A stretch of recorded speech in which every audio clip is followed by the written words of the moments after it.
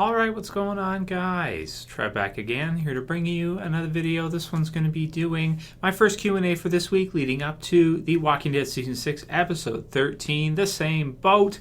This one we're going to start with talking about Rick's group's decision, the survivors' decision to attack the Saviors, and what happened in Episode 12, and how we feel in terms of our morality with their decision. Whew.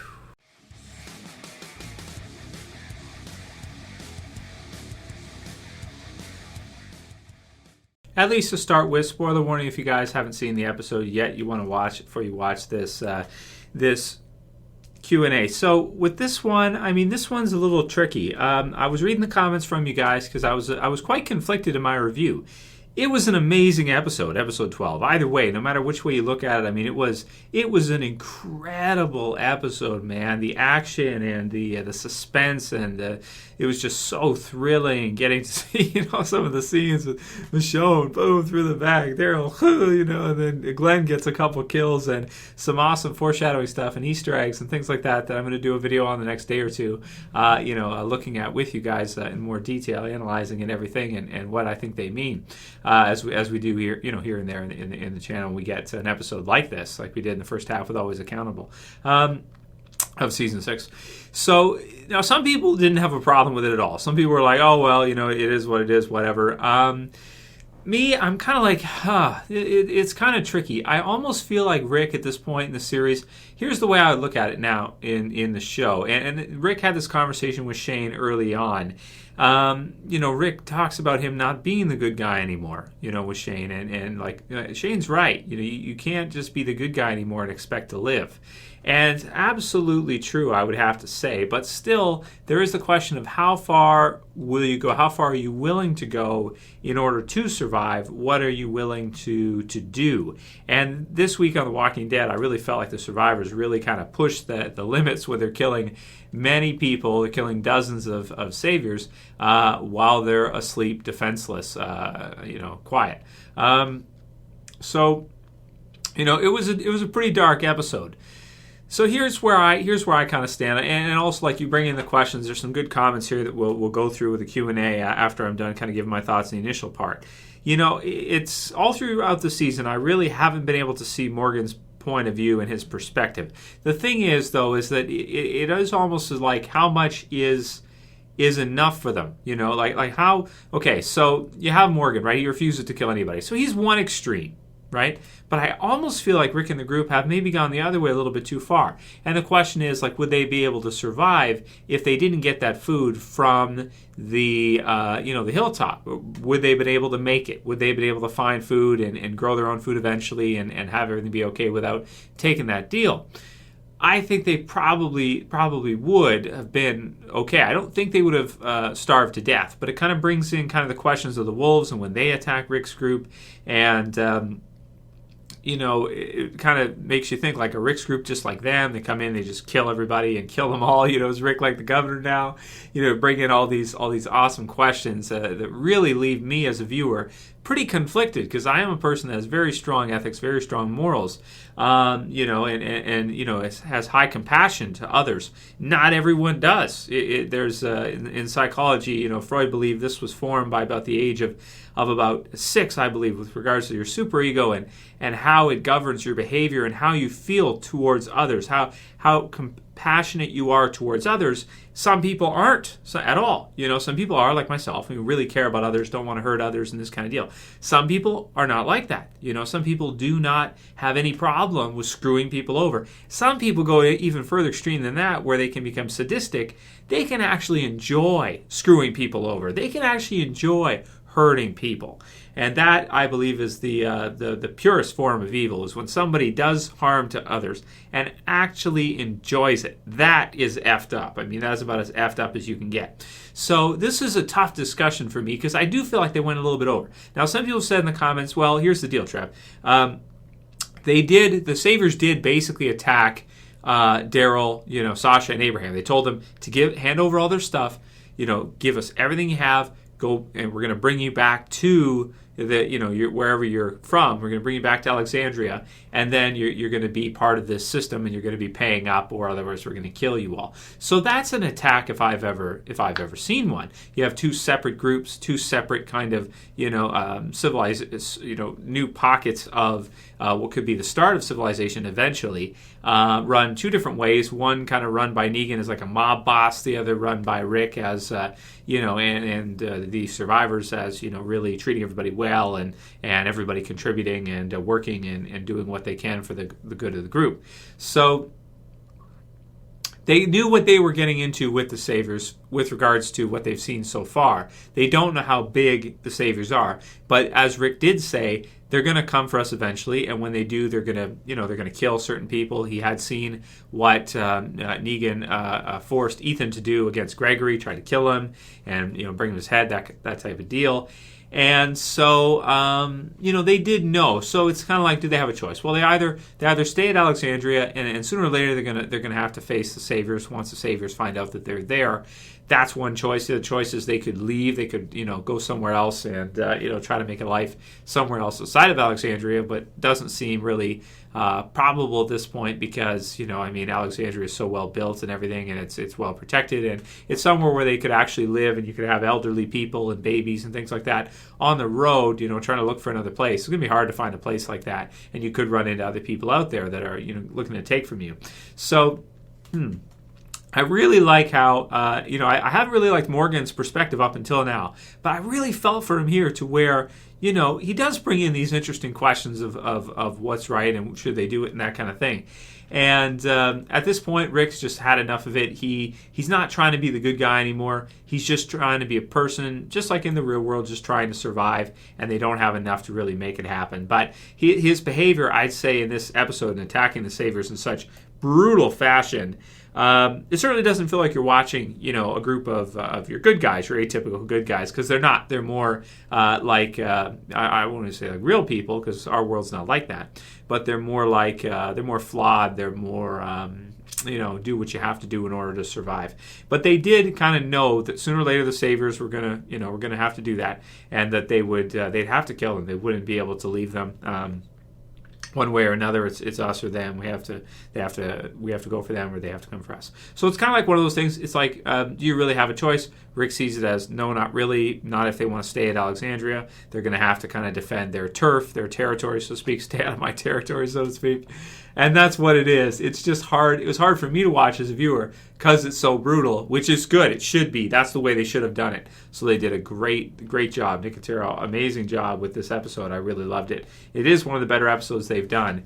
And it really shows how far the group has come from the beginning, and how a lot of people could definitely sympathize with a character like Morgan, even though it might not be realistic that you may not have to kill anybody. But where do you draw the line between killing no one, killing in defense, and then going on the attack? Is pretty tough. So it brought up some good questions. So again, you guys can write some more comments below if you want on the ethics and the morals of it. It's almost like the group is so desperate at this time and has dealt with so much. Maybe they don't really have the privilege of not killing. They kind of have to. The world they're in forces them to do that without because they have to eat and they don't have much of a choice. And these type of groups out there that are going to prey on others, they know sooner or later they're going to have to face them, just like the governor, just like others. Things have taught Rick to go elsewhere. Even though it might not feel good, it might not feel right, I guess it is what needs to happen. So, interesting topic, though, but great comments from you guys. Keep them up if you like, and we can continue to talk about kind of the ethical considerations of the group just massacring people, or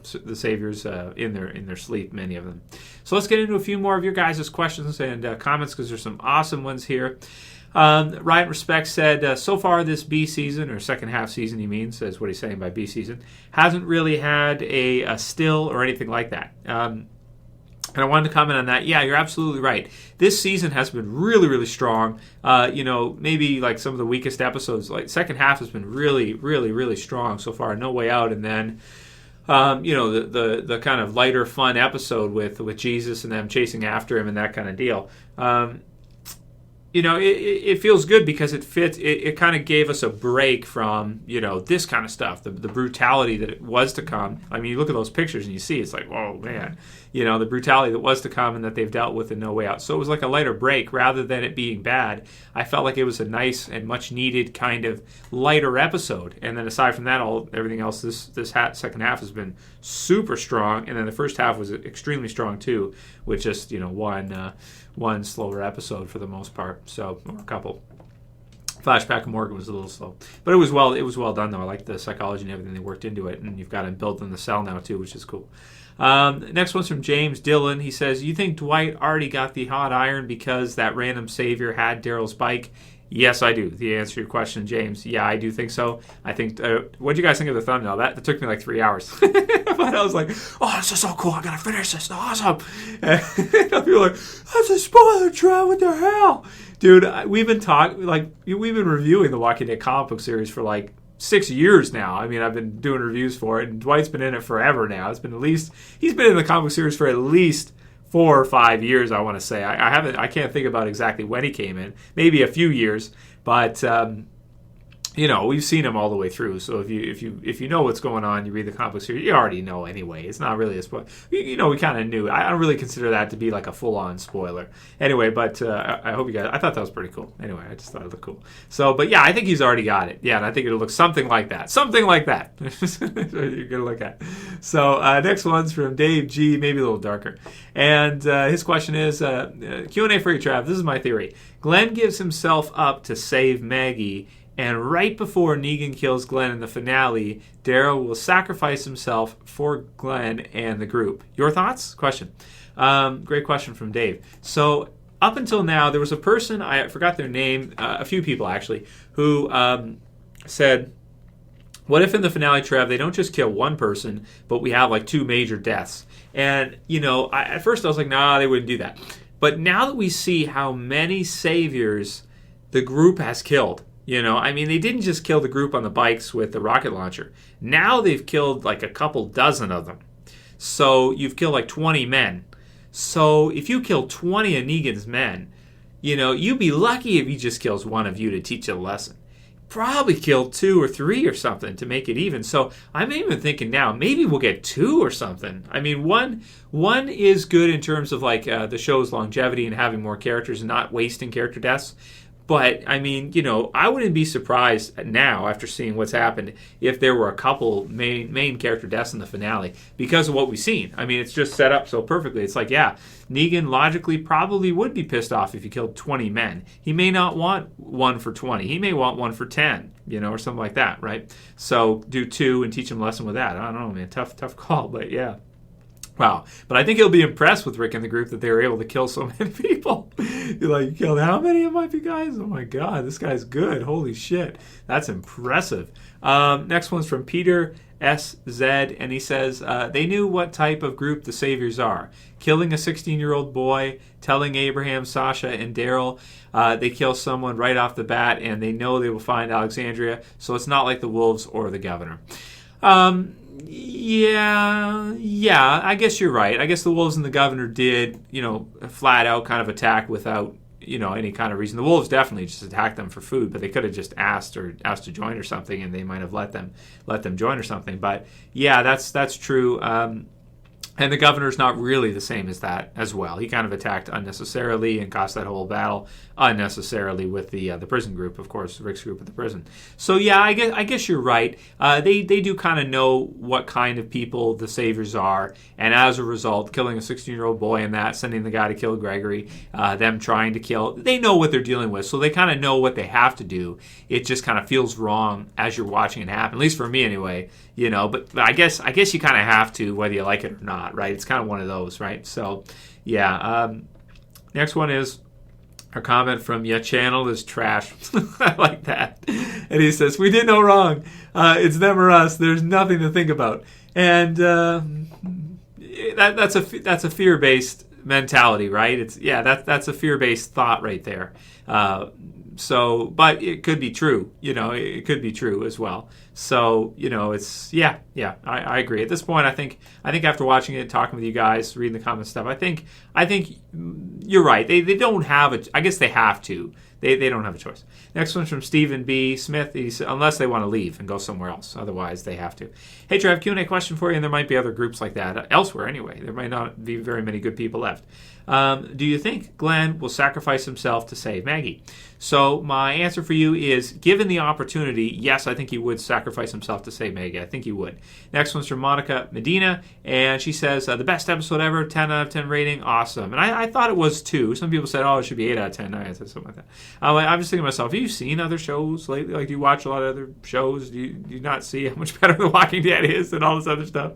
I don't know. It's just, to me, it's much better. And we'll do one more. It's from Taryn TLT, and here she says, damn, just imagine how crazy All Out War is going to be. And then it's got the face with the open mouth, the smiley emoticon. Yeah, man, I mean, that's season 8 should be the best season of The Walking Dead probably ever. I don't think, if they do it like this, and they do like a whole season, oh man, season 8 should be the best they'll ever probably do, just based on the storyline. Unless, who knows? I mean, the future of the comic book series could get even better with the Whisperers, so we'll see what happens with that. But yeah, All Out War should be nuts to see in a TV series. If they do it like this, get him to direct every episode. Forget the zombies. Get one of his. Get one of Nicotero's, good zombie guys to take over that, and he can just direct all the episodes. He can just do all of them, or as many as he can fit in. Anyway, incredible episode, and can't wait for episode 13. Of course, we'll do the Easter eggs later, guys. That'll be it for today's Q&A. I'll wrap it up here. I don't want to go on for too long, but let me know how you guys felt about it. Write in the comments below how you feel about the ethical, moral questions of what they did and everything. And if you like the video, you know what to do. Usually thumb it up, share, and if you're new and you want to subscribe and see these videos on almost a daily basis, subscribe at the bottom left. That's it for this one. See you guys again tomorrow. As always, it's Trev. I'm saying peace. See you guys.